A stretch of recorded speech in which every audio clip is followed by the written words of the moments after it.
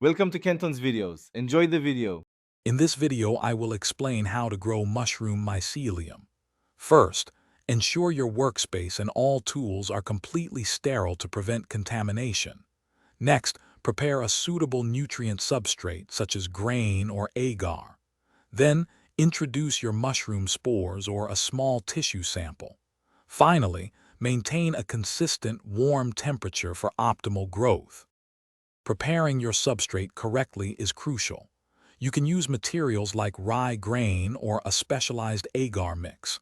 Hydrate your chosen substrate to the ideal moisture content, which is usually around 50%.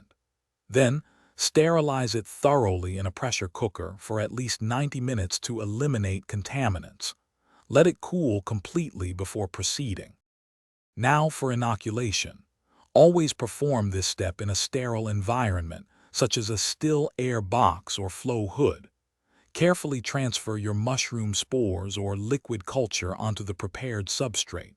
If using a liquid culture, a sterile syringe works best.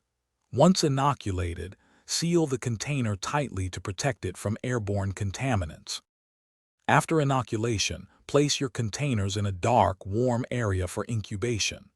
A stable temperature, ideally around 75 degrees Fahrenheit, is perfect for mycelial growth.